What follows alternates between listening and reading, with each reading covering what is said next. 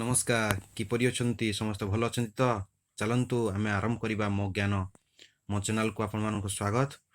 ତ ଚାଲନ୍ତୁ ଆମେ ଆରମ୍ଭ କରିବା ଆମର ରାଜନୀତି ବିଜ୍ଞାନ। ତ ଆମେ କ'ଣ ପଢ଼ୁଥିଲେ ନା ରାଜନୀତି ବିଜ୍ଞାନର ଆମେ ପ୍ରଥମ ବିଷୟ ସମାପ୍ତ କରିଥିଲେ। ଆଜି ଆମେ ଦ୍ୱିତୀୟ ବିଷୟକୁ ଆରମ୍ଭ କରିବା। ଦ୍ୱିତୀୟ ବିଷୟର ନାମ ହେଉଛି ମାନବାଧିକାର, ଯେଉଁଟାକି ଆମେ କୁହନ୍ତି ସୂଚନା ଅଧିକାର, ଭାରତର ସୂଚନା ଅଧିକାରର ଆଇନ। ତ ସୂଚନା ଅଧିକାର ତ କାହିଁକି ରହିଲା? ହ୍ୟୁମାନ୍ ରାଇଟ୍ସ ତାକୁ ଇଂଲିଶରେ କୁହନ୍ତି କ'ଣ? Human rights, right to information, right to information act of India. ତ ପ୍ରଥମ ପାଠ ଆମେ ପଢ଼ିବା ମାନବ ଅଧିକାର। ତ ମାନବ ଅଧିକାର କହିଲେ ଆପଣମାନେ କ'ଣ ବୁଝୁଛନ୍ତି? ତ ମୋତେ କମେଣ୍ଟସ୍ ମାଧ୍ୟମରେ ଜଣାନ୍ତୁ। ତ ଚାଲନ୍ତୁ ଆମେ ପଢ଼ିବା ଆଗରୁ ଆମେ କହି ରଖୁଛି, ତ ମୋ ଚ୍ୟାନେଲକୁ ଟିକେ ସେୟାର କରନ୍ତୁ, ସବସ୍କ୍ରାଇବ୍ କରନ୍ତୁ।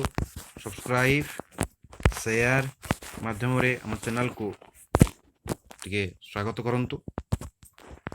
ଦ୍ୱିତୀୟ ବିଶ୍ୱଯୁଦ୍ଧର ଯେତେବେଳେ ସମାପ୍ତି ଘଟିଲା, ସଂଯୁକ୍ତ ରାଷ୍ଟ୍ରସଂଘ ପ୍ରତିଷ୍ଠା କରାଗଲା।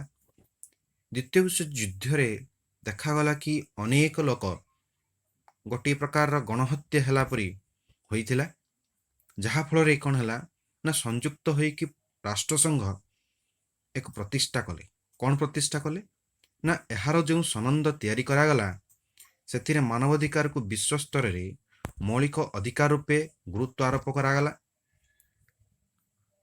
ଲେଖାଗଲା ସାର୍ବଜନୀନ ମାନବାଧିକାର ଘୋଷଣାନାମାକୁ ସଂଯୁକ୍ତ ରାଷ୍ଟ୍ରସଂଘର ସାଧାରଣ ଅଧିବେଶନରେ 1948 ମସିହା ଡିସେମ୍ବର ମାସ 10 ତାରିଖ ଦିନ ଗ୍ରହଣ କରାଯାଇଥିଲା। ତ ଦେଖନ୍ତୁ, ଯେଉଁ ସନନ୍ଦ ଅଣାଗଲା ତାହାକୁ କ'ଣ କରାଗଲା ନା ମାନବାଧିକାର ବିଶ୍ୱ ସ୍ତରରେ ଗୋଟେ ମୌଳିକ ଅଧିକାର ରୂପେ ଆରୋପ କରିବାକୁ ଉଲ୍ଲେଖ କରାଗଲା। ସାର୍ବଜନୀନ ମାନବାଧିକାର ଘୋଷଣାନାମା ଅନୁସାରେ କ'ଣ କରାଗଲା ନା 1948 ମସିହା ଡିସେମ୍ବର ମାସ 10 ତାରିଖ ଦିନ ଗ୍ରହଣ କରାଗଲା। କେତେ ତାରିଖ ସୁଦ୍ଧା? 10 ତାରିଖ ସୁଦ୍ଧା। ଆପଣମାନେ ଏଇ ଚ୍ୟାନେଲକୁ ମନେ ରଖନ୍ତୁ। କେତେ ନା 1948 ମସିହା 10 ତାରିଖ ଦିନ, ଡିସେମ୍ବର ମାସ 10 ତାରିଖ ଦିନ କ'ଣ ହେଉଛି ନା କ'ଣ କରାଗଲା? ସଂଯୁକ୍ତ ରାଷ୍ଟ୍ର ସାଧାରଣ ଗ୍ରହଣ କରାଗଲା। ବିଶ୍ୱରେ ମାନବାଧିକାରର ସୁରକ୍ଷା ଓ ବିକାଶ ଦିଗରେ ଏହି ଘୋଷଣାନାମା ସଂଯୁକ୍ତ ରାଷ୍ଟ୍ରସଂଘର ପ୍ରଥମ ଗୁରୁତ୍ୱପୂର୍ଣ୍ଣ ପଦକ୍ଷେପ ଥିଲା। ତ ଏହି ପଦକ୍ଷେପ, ଏହି ଯେଉଁ ଘୋଷଣାନାମା କରାଗଲା, ତାହା ହେତୁ କ'ଣ କରାଗଲା? ପ୍ରଥମ ଥର ପାଇଁ ବିଶ୍ୱରେ ପ୍ରତ୍ୟେକ ବ୍ୟକ୍ତିର କେତେକ ନିର୍ଦ୍ଦିଷ୍ଟ ମାନବାଧିକାର ସ୍ୱୀକୃତି ପ୍ରାପ୍ତ ହେଲା। ଯାହାଫଳରେ ସେମାନେ ବାକ୍ ସ୍ୱାଧୀନତା, ମୁକ୍ତ ବିଶ୍ୱାସ, ଭୟ ଓ ଦାରିଦ୍ର୍ୟ ଦୂରୀକରଣ ପାଇଁ ପ୍ରତ୍ୟେକ ମଣିଷ ହକଦାର ପ୍ରଭୃତି କେତେକ ମୌଳିକ ମାନବାଧିକାର ଏଥିରେ ବର୍ଣ୍ଣିତ। ଦୀର୍ଘ 18 ବର୍ଷ ବ୍ୟବଧାନ ପରେ 1966 ମସିହା ପୁନଶ୍ଚ ସଂଯୁକ୍ତ ରାଷ୍ଟ୍ରସଂଘ ସାଧାରଣ ସଭା ମାନବାଧିକାରକୁ ଆଇନ ମତ ମର୍ଯ୍ୟାଦା ଦେଲା। ତ କ'ଣ ହେଇଛି? ତ ଘୋଷଣାନାମା ଯେହେତୁ କରାହେଇଛି, ସେ ଘୋଷଣାନାମାରେ ପ୍ରତ୍ୟେକ ବ୍ୟକ୍ତିଙ୍କୁ ନିର୍ଦ୍ଦିଷ୍ଟ ମାନବାଧିକାର ସ୍ୱୀକୃତି କରାଗଲା। ତ ପ୍ରଥମତଃ କ'ଣ କରାଗଲା ନା ତାକୁ ବାକ୍ ସ୍ୱାଧୀନତା ଦିଆଗଲା। ସେ କହି କିଛି ପାରିବ, ତାର ସ୍ୱାଧୀନତା ରହିବ, ସେ କିଛି କହିପାରିବ, ତାହେଲେ ଯାଇକି ସେ କିଛି ଜାଣିପାରିବ। ମୁକ୍ତ ବିଶ୍ୱାସ ରହୁଛି, ଭୟ ଓ ଦାରିଦ୍ର୍ୟ ଦୂରୀକରଣ କିପରି ଭାବରେ ହେଇପାରିବ, ଏଇ ଜିନିଷ ସବୁ ମଣିଷର ହକଦାର, ସେ ରହିବା ନିହାତି ଦରକାର।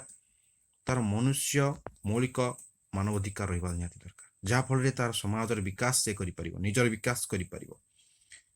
ତ ଦୀର୍ଘ 18 ବର୍ଷ ପରେ ଯେତେବେଳେ 1966 ମସିହାରେ ପୁନଶ୍ଚ ସଂଯୁକ୍ତ ରାଷ୍ଟ୍ର ସଂଘର ସାଧାରଣ ସଭା ମାନବାଧିକାରକୁ ଆଇନଗତ ମର୍ଯ୍ୟାଦା ଦେଲା, ଆଇନକୁ କ'ଣ କରାଗଲା? ପୁଣି ମର୍ଯ୍ୟାଦା ଦିଆଗଲା, ଯେହେତୁ ତାକୁ ପୁଣି ଦୁଇ ଭାଗରେ ବିଭକ୍ତ କରାଗଲା।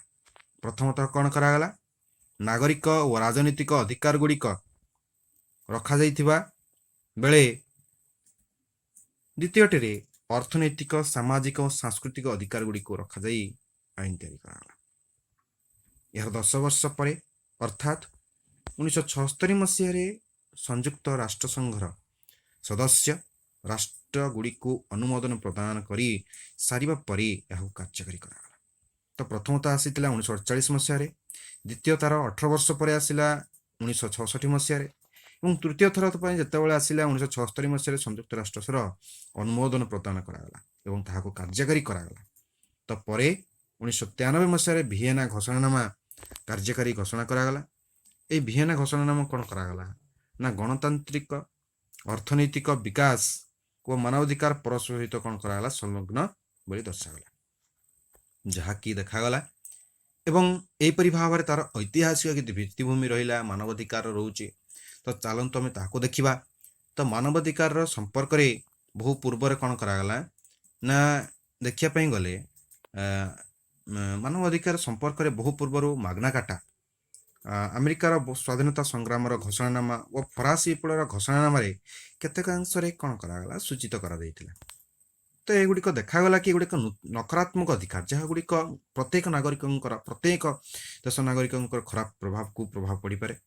ଅର୍ଥାତ୍ ତାମାନେ କ'ଣ ନା କେତେଗୁଡ଼ିକ ମୌଳିକ ମାନବାଧିକାର କ୍ଷେତ୍ରରେ ରାଷ୍ଟ୍ର ହସ୍ତକ୍ଷେପ ନିଷିଦ୍ଧ ଥିଲା। ନାଇଁ, କେତେଗୁଡ଼ିଏ ମୌଳିକ ଅଧିକାର ଯେଉଁଥିରେ କି ରାଷ୍ଟ୍ର ହସ୍ତକ୍ଷେପ କରିପାରିବ ନାହିଁ, ଏହା ନିଷିଦ୍ଧ ଥିଲା। ଦ୍ୱିତୀୟ ବିଶ୍ୱଯୁଦ୍ଧ ପରେ ମାନବାଧିକାରକୁ ଆନ୍ତର୍ଜାତିକ ସ୍ତରରେ ଲାଗୁ କରିବାର ଆବଶ୍ୟକତା ସମସ୍ତେ ଉପଲବ୍ଧି କଲେ। ତା ସହିତ କ'ଣ କରାଗଲା ନା ଅର୍ଥନୈତିକ, ସାମାଜିକ ଓ ସାଂସ୍କୃତିକ ଅଧିକାର ରକ୍ଷା କରିବା ପାଇଁ ସଂଯୁକ୍ତ ରାଷ୍ଟ୍ରସଂଘ ମଧ୍ୟ କେତେକ ପଦକ୍ଷେପ ଗ୍ରହଣ କରିବା ଠିକ୍ ବୋଲି ମନେ କଲା ଏବଂ ପଦକ୍ଷେପ ନେଲା ମଧ୍ୟ।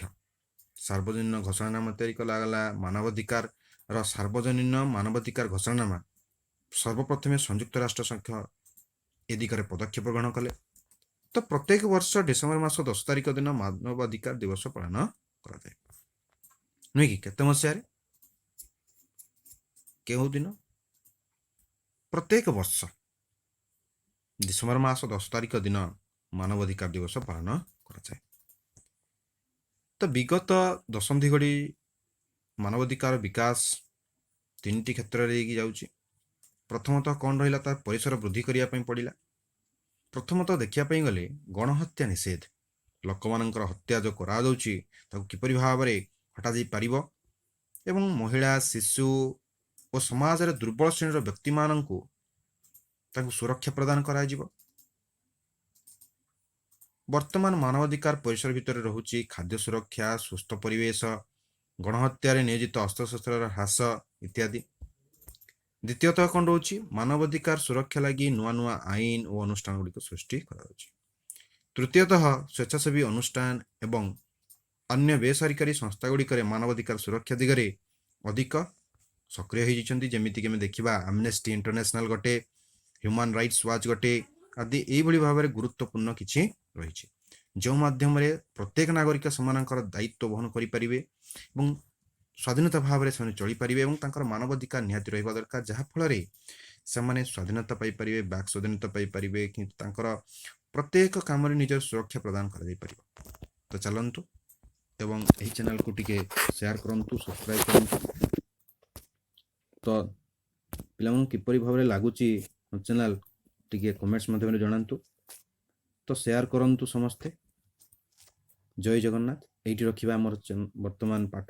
ଆମେ ପରେ ଅନ୍ୟ ଏକ ଭିଡ଼ିଓରେ ମାନବାଧିକାରର ପ୍ରକାରଭେଦ ବିଷୟରେ ଆଲୋଚନା କରିବା। ଆପଣମାନଙ୍କୁ କହି ରଖୁଛି, ଯେଉଁ ସବୁ ଡାଉଟ୍ ରହୁଛି ଆପଣମାନେ କମେଣ୍ଟସ୍ ମାଧ୍ୟମରେ ଜଣାନ୍ତୁ। ନମସ୍କାର, ଜୟ ହିନ୍ଦ, ଜୟ ଜଗନ୍ନାଥ, ପ୍ରଣାମ। ସମସ୍ତଙ୍କର ମଙ୍ଗଳ ହଉ। ନମସ୍କାର।